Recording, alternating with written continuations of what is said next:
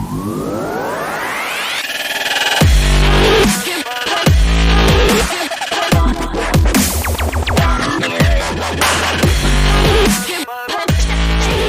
what's happening? This is Isai Rodriguez, host of the Datsplanation podcast, where I cater to the professional working man, 40 and above, who's looking to make positive changes to his health, lose weight, and become stronger overall through simple lifestyle changes. I'm here to share inspiration, tips, and proven lessons that I personally learned and lived through in my 40 plus years on this here beautiful blue planet. So today we'll start the discussion off by talking about, is it actually healthy to air fry your food in our first segment?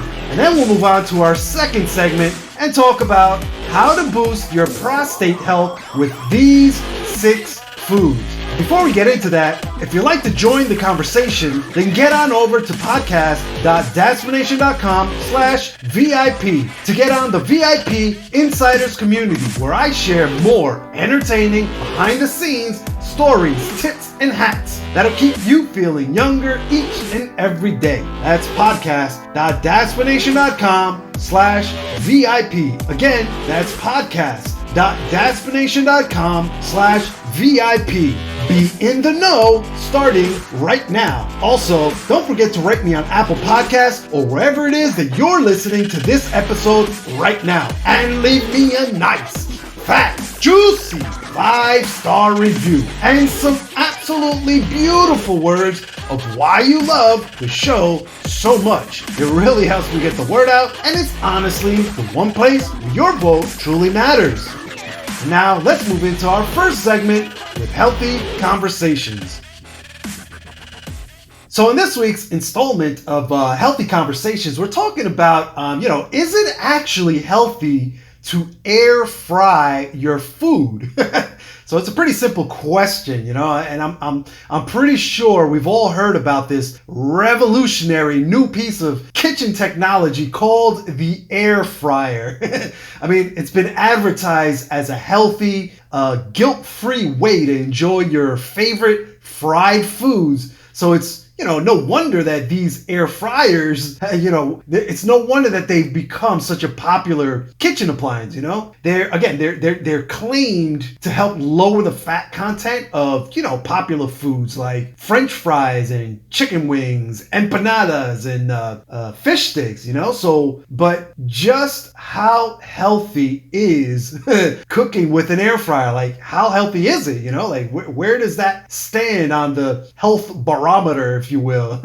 Is it good? Is it bad? Is it somewhere in the middle? That's the question that I had on my mind before I went into, detective mode. And I discovered quite a few things that may actually surprise you. So first off, what is an air fryer and how does it work? So let's start with the obvious. An air fryer is this, it's a popular kitchen appliance, as I said, and it's used to make fried foods, such as meat and pastries, potato chips, all that stuff that you generally fry with oil or deep fry or anything like that. Like, it works by circulating hot air around the food to produce a crunchy and crispy exterior. And while this process of air circulation is happening, there's another chemical reaction that begins to take place. This reaction is known as the Maylard reaction, which basically occurs between an amino acid and the reduction of sugar in the presence of heat. So when you apply heat to something like meat that has that's, obviously it's protein or amino acid, and the heat reduces the sugar, you get this Maillard reaction, this chemical reaction. This reaction leads to changes in the color and flavor of foods. So air-fried foods are said to be a healthy alternative to deep-fried foods, thanks to their, lower content of fat and calories, obviously, because instead of completely saturating the food in oil or dunking it completely in oil, the process of air frying requires only a tablespoon of oil to get the same taste and texture as deep-fried foods. And we all know that, deep-fried foods are generally higher in fat than foods prepared using other cooking methods like baking or boiling and stuff like that. So for example, a chicken breast that's been fried has more fat than an equal amount of, say, roasted chicken. So those are just, those are simply the facts. Plain and simple right there, but some of these air fryer manufacturers, they actually go above and beyond to claim that using an air fryer can help cut the fat content of fried foods by up to 75%. Now, that's a huge percentage right there. That's practically the entire biscuit, the whole kit and caboodle, if you will.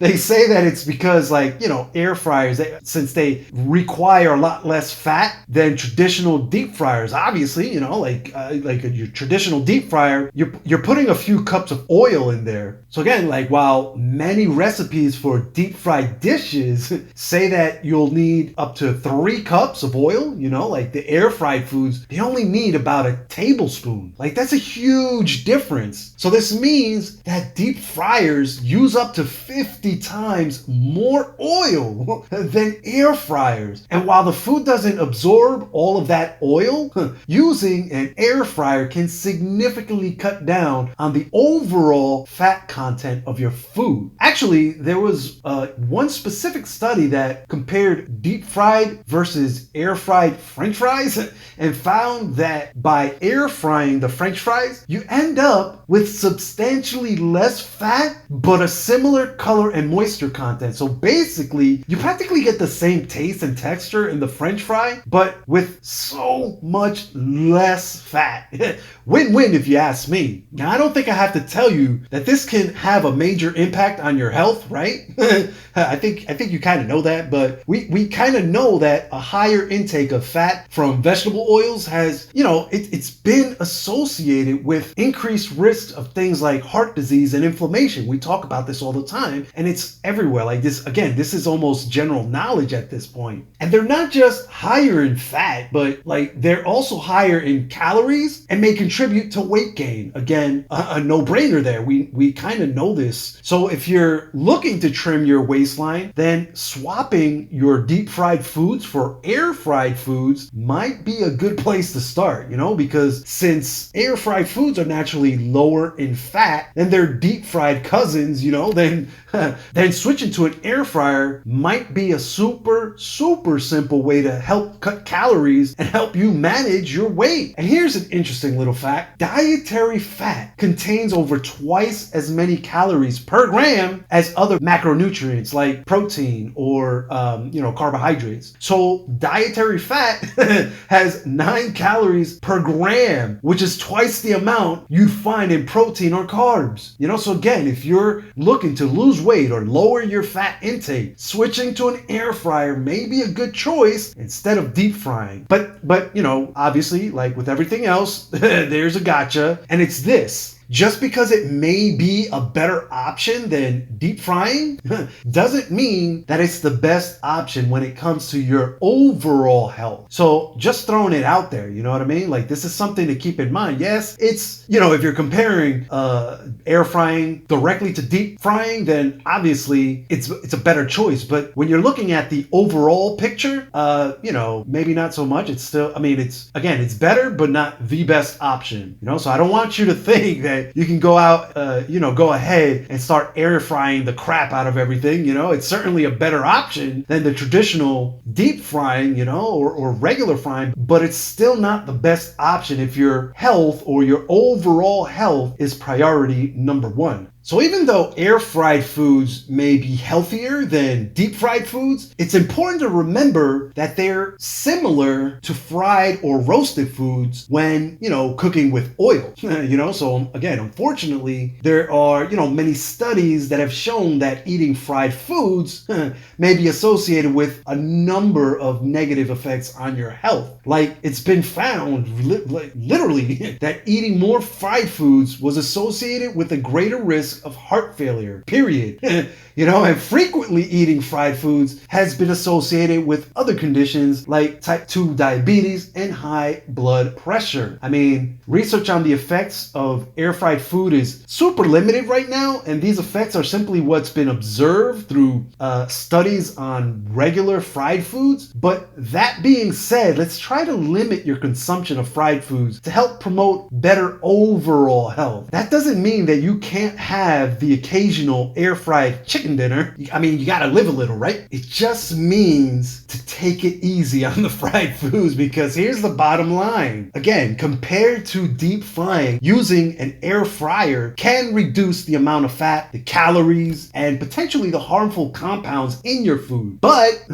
air fried foods may be similar to conventionally fried foods when you take the whole cooking with oil and eating them regularly into consideration. They may also be associated with the same negative health conditions. So although air fryers may be a better alternative to deep fryers, still limiting your intake of fried foods altogether is your best option when it comes to your overall health. So remember, the more you know, the better you'll be. And so with that said and done, let's switch gears and move on to our second segment with Mighty Man. All right, this one's a good one. This is a good one. Not as good as last week's, but it's also a good one, and it hits more or less the same area. And we're talking about how to boost your prostate health with these 6 foods. So 6, I'm not going to call them superfoods, but 6 specific foods that you should be eating to boost your prostate health. And this kind of goes with the air fryer topic, because it's about eating the right things to enhance your body's defensive, and more specifically,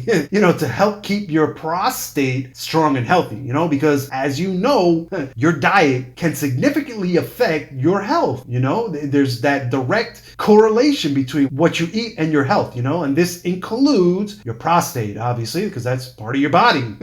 So by adding prostate healthy foods to your diet, you might be able to reduce the risk of prostate problems, including the dreaded, dare I say, the prostate cancer, So according to the American Cancer Society, prostate cancer in particular is the most common cancer among males. And it's said that it affects 1 out of every 8 males in the United States. So this is not something to take lightly, if you ask me. I'm serious. That being said, the exact role of diet in prostate health isn't exactly clear at the moment, So there are several theories that exist out there, some experts say that the high fat, high sugar Western diet contributes to increased numbers of prostate cancer cases. Say that 3 times fast. And some studies have associated both diets high in dairy products and also high in total calcium intake, whether through food or supplements, they've associated this to a higher risk of developing prostate cancer. So there is this little link between that, but again, before you start to panic, the reality is that more research is needed to truly confirm this link. So these were basically preliminary findings with I'm not gonna say little, but I guess limited data behind them. So again, that being said, if and when you decide to make any dietary changes, you'll still need to see your doctor for regular screenings, but you can start supporting your prostate health by adding these here 6 foods to your diet. So here we go. These are them. So the first on this list of items or foods to add to your diet is tomatoes.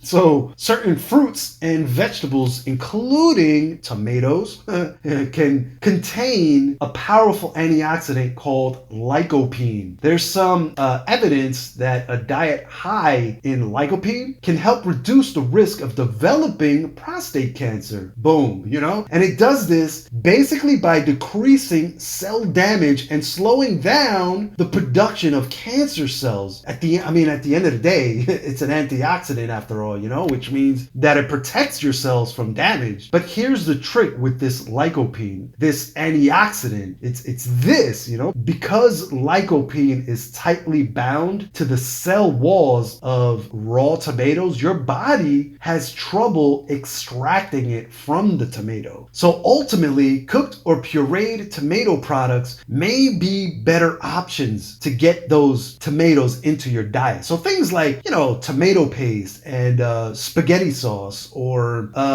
sun-dried tomatoes and tomato juice. So since these are like pre-crushed or liquefied, that loosens up the lycopene and your body has less of a hard time in processing it. And so adding more tomato-based recipes into your diet is actually more simple than you may be thinking. So there's there are many nutritious tomato dishes for you to try.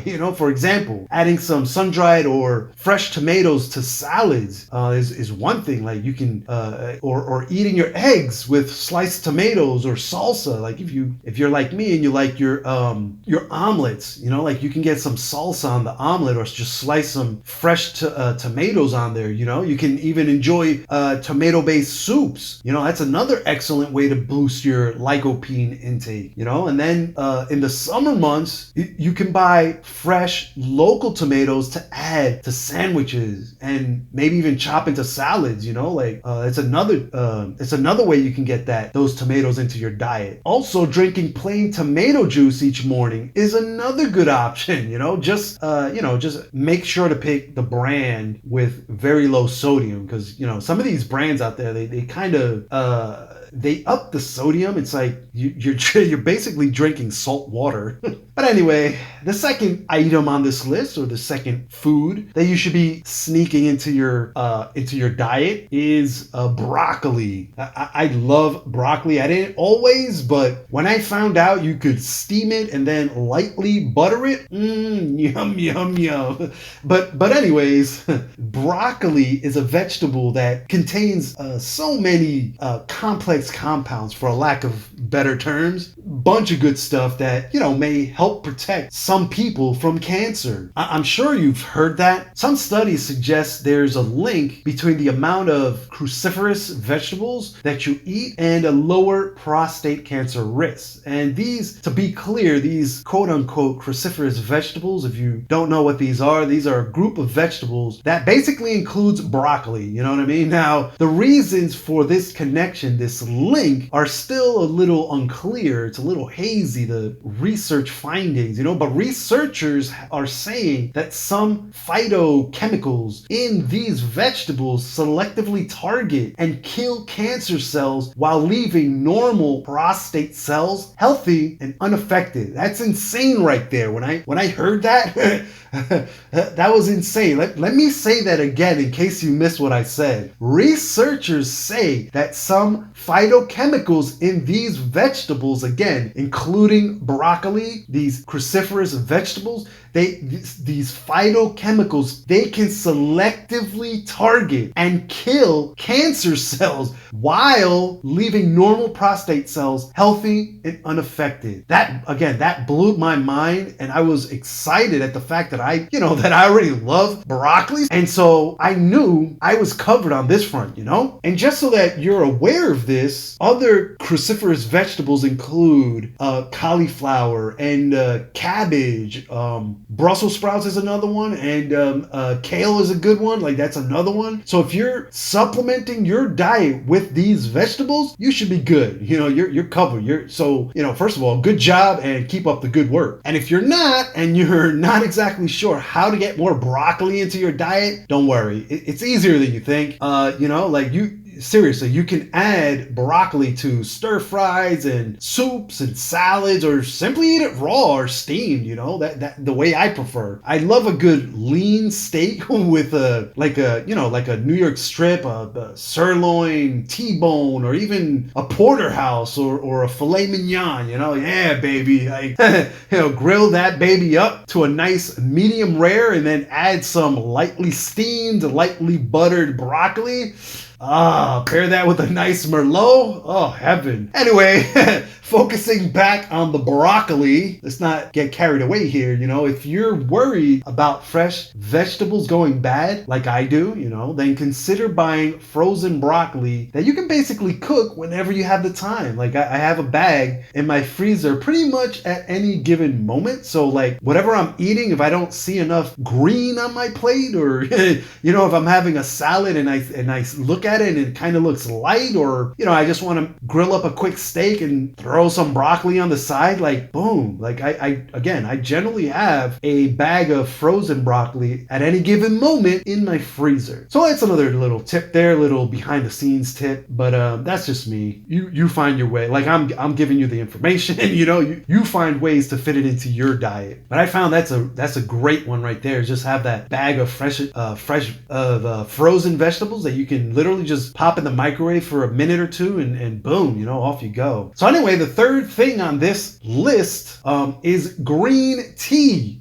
Now, people have been using green tea for its health benefits for thousands of years. You know that, I know that. And researchers have conducted many studies on its effects on cancer itself, and believe it or not, the evidence suggests that special compounds contained within green tea may reduce the risk of prostate cancer. And it does this by influencing tumor growth, cell death, and hormone signaling. So it has some good stuff in it that'll help suppress or minimize the growth of cancerous cells, for a lack of better term. So if you like the taste of green tea, why don't you start by maybe drinking a cup each morning instead of your regular coffee? I know this is this is difficult for some hardcore coffee drinkers, myself included, but I'll ask you this and then leave it up to you. Is it more important than suppressing prostate cancer? Just saying. Just saying. Like I said, I posed the question. The answer is up to you. That's what I'm here for, giving you options. But anyway, if you prefer to skip the caffeine, why not try decaf? And if you don't like warm or hot tea altogether, maybe you're that type. Like I don't even like hot tea. Then try cooling it in your refrigerator and adding ice for a nice, refreshing iced tea. I love iced tea, especially in the summer. Like when the mercury in the barometer starts to rise, and you're looking for something refreshing and cold to cool you down. A nice refreshing iced tea with some ice. Oh yeah, baby. You know where I'm going with that. And what if you're not a fan of the taste? Like what if you want, because I know people that they just don't like tea.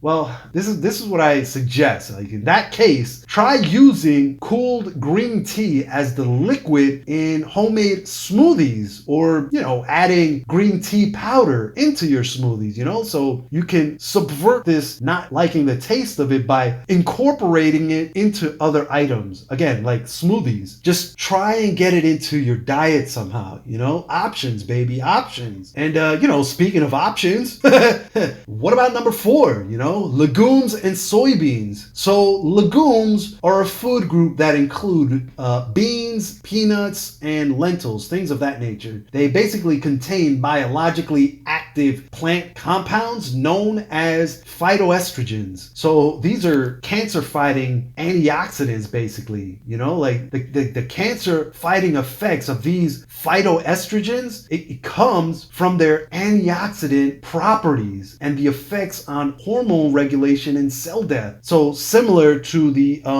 green tea, basically. In fact, the National Cancer Institute, or the NCI, shows a link between the consumption of soy and reduced levels of prostate-specific toxins. Also been observed that the effects of soy were more effective when you eat it along with other cancer-fighting foods, and adding more legumes and soybeans to your diet can actually be as simple as swapping meat for plant protein in at least some meals. So like trying let's say a meatless Monday routine, or moving toward a plant-based diet altogether. I, for one, have never tried a fully plant-based diet simply because, I really enjoy my steak, but I can and do enjoy vegetarian or vegan meals every now and then. For me, it's a flavor thing. If a vegetarian meal is flavorful, I have no problems with it. I think that's why I love Indian food so much. They have such a wide variety of vegetarian dishes, and from what I've gathered in my 40 plus years is that the seasoning they use is amazing and makes these dishes delicious as hell.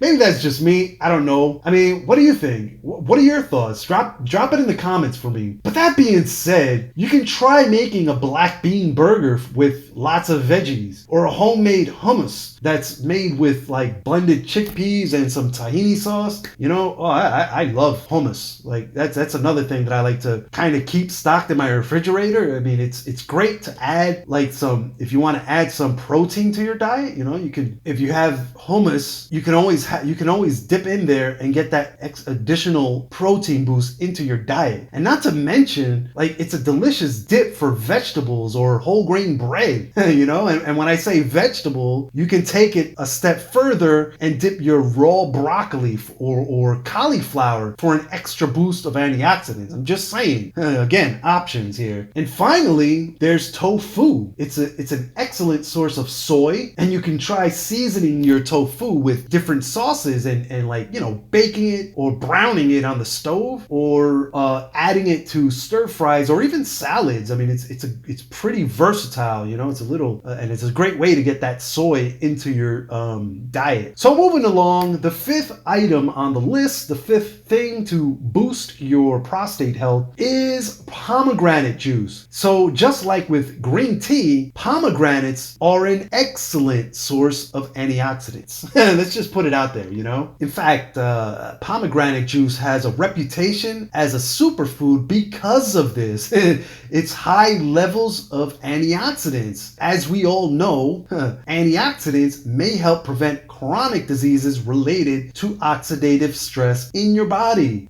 So we've discussed this before. It helps flush out those free radical toxins floating around in your body. In fact, the NCI says that pomegranate juice may help prevent the spreading of prostate cancer cells. And animal and test tube studies have found that pomegranate juice and extract prevented the production of some prostate cancer cells. But again, these are preliminary findings, and so more data is needed with actual humans to better understand the link. That being said, though, you can buy pomegranate juice pretty much at any grocery store, and if drinking the juice plain is too intense, then maybe consider diluting it just a bit with either plain water or even adding some sparkling water, some seltzer. I personally prefer the sparkling water approach, especially again if I'm having like my steak dinner and I need that carbonation with a little sweet in it, but I don't want to bust out the Coke, and I'm talking about the fizzy drink, not the white powder, the illegal substance, because the carbonation helps settle my stomach and feels refreshing at the same time. So that's why I do that. It's kind of like a alternative to full out soda. Sometimes you drink so much water and you just can't drink any more water. You need something carbonated, but regular seltzer water, sometimes you're not just in the mood for regular seltzer water. So I like to throw a splash of pomegranate juice or cranberry juice, but in this case, pomegranate juice. Again, the carbonation helps settle my stomach and it feels super refreshing at the same time. You can also add pomegranate seeds to homemade salad dressing to sweeten it up a little.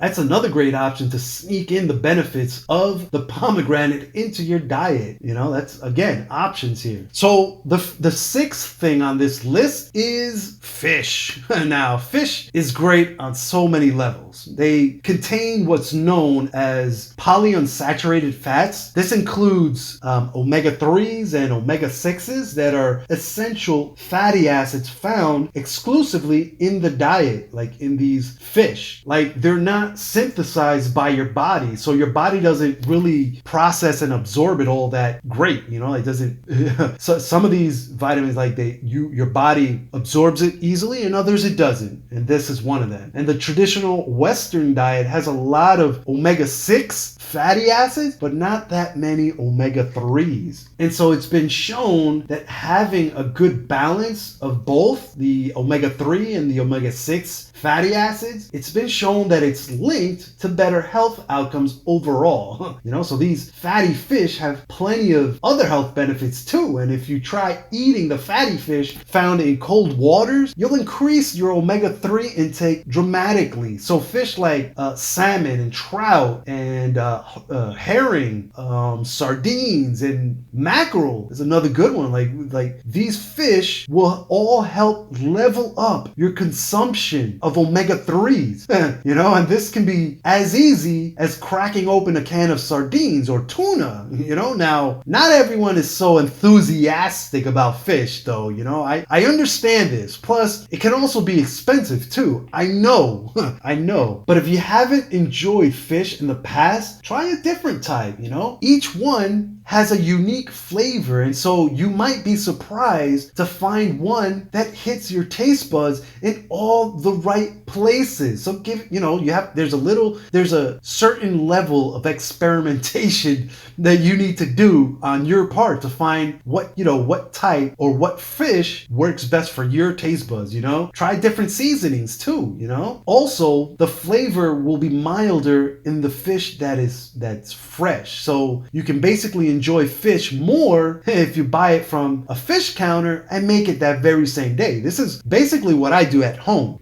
I'll literally swing by the grocery store for a fresh fillet of salmon or trout or whatever I feel in the mood for that day. I'll bring it home and quickly prep it and season it, and then a quick grilling or baking or whatever, and you're done. You are done. And I found that cod and flounder and trout, they all have milder flavors. If you really don't like that fishy flavor, you can also try topping your fish with a lemon sauce or adding it to another prostate healthy food like broccoli. So for example, you could try baked cod in a tomato sauce with a sprinkling of basil.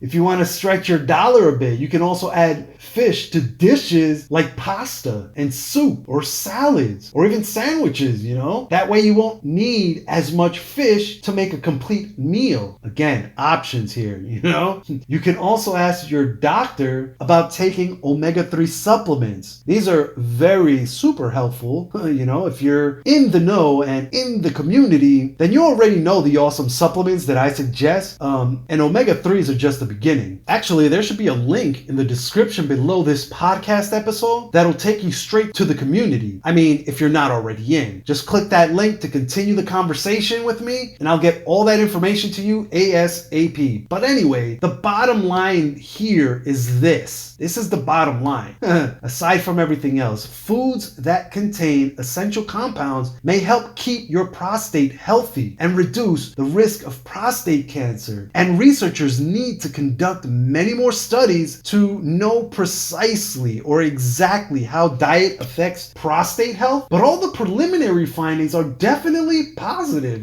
so there's something to be said about that. It's also a good idea to check in with your doctor before making changes to your diet, especially if you're currently receiving treatment for prostate cancer, This is simply because certain foods may interact with different drugs and therapies. So again, you'll want to talk to your doctor about this and let them know your diet preferences. Now that said, most of the items on this list are nutritious to begin with. And so I'd recommend you add as many of these items to your diet anyway.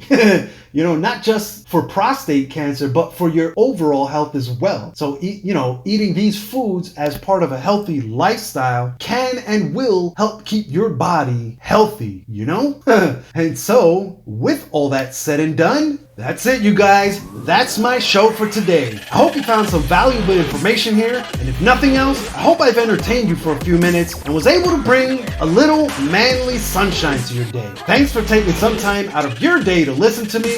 It's very much appreciated. On next week's episode, we'll be talking about range of motion. So, do these 9 exercises at home for better range of motion. So fellas, when I say you don't want to miss out on that, I mean it.